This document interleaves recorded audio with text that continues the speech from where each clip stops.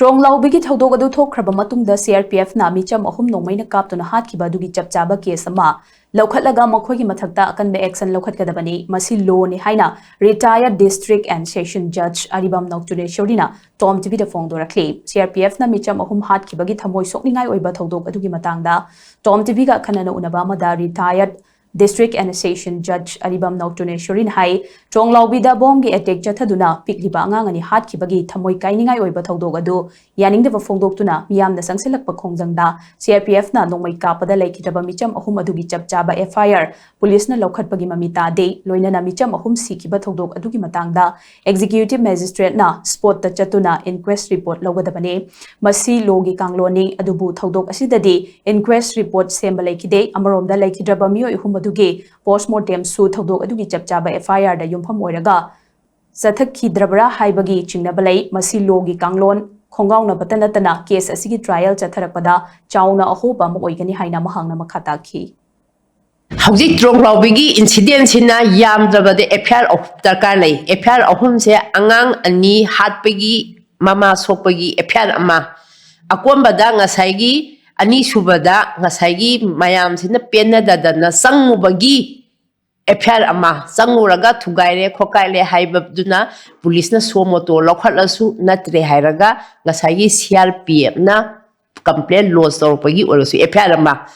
adu natabada haujiki sina civilian ahum je kapaga hatpa amadi mi mayam sokpagi FIR se against the accused CRPF personnel se masidi Police na somoto lokhataba amadi victim sigi bina thabra thadabra haibadu dei khangre madugi FIR sine ma leiti haisi FIR ahum se FIR ani amadi leiba male aduga amadi FIR leiteba leitri FIR se karino haibadi civilian ahum sibegi FIR se leiteba basi police na karigi somoto lokhataba no ba sumna leiba lamasida nongmai makhon amtang tabada somoto case FIR police na lokhalineba mafam dugi jurisdiction gi duna haujikti mi ahum se CRPF personnel na hatli haiba se there is substantial evidence for the killing of 3 civilians by the CRPF personnel why the police has failed to register FIR this is the question mark from our side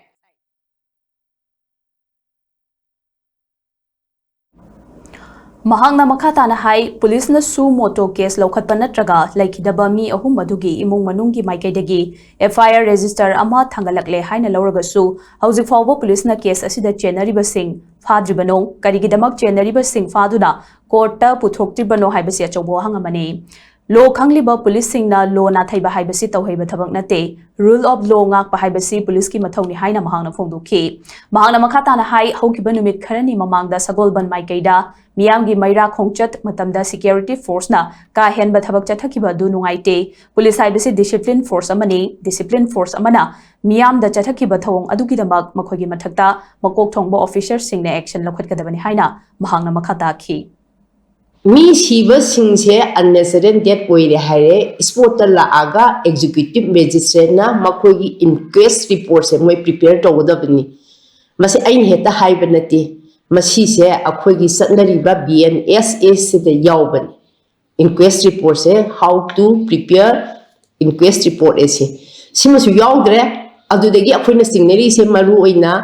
postmortem tawbada proper FIR si yeng na doctor na postmortem tokthokre sin tokthokriba sina kari haina la lagi haiba matam si dei sida hayeng trial tor ko matam na madugi lakuna loophole do mayam song pireba kari gi nodi criminal administrative system da di proceedings athara ko matam da any benefit of doubt label say it goes in favor of the accused oiduri neba aduna line acute to hoya gi bagi madugi legal proceeding mayam se lakuna se mayam thamme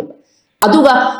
Police na ngasai somoto case oirasu natraga victim family degi oirgasu 3 persons sigi civils gi matang sida isida FIR register tawrame na khallagadi police personnel CRPF personnel singdo karigi domta phadriba amadi karigi domta court puthoktriba court puthokaba matungda ngasai 521 of the BNSS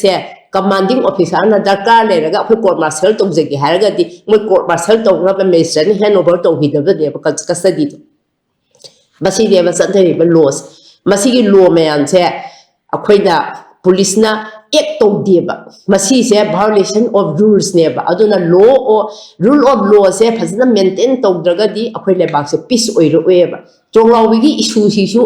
yam sandora ise sandora amoidra hana khalleba maramdi karigi nodi law de piba provision sing se matang sa na police sing na masi pack piramagadi CRPF personnel na mi ahum hat le haile खुदक त मोय फागा कोते पुथो तब the ए मोय सु एस्पार लो दंदी पिदोरा माने हारगा प्रजा सिंग जो दम इंगने अदु नतदना सुपनमना सासनना ngahang ha ki yana ba tawbo potuna law da kaiba oira agadi rule of law se maintain tawbo ngamoi habo na samjai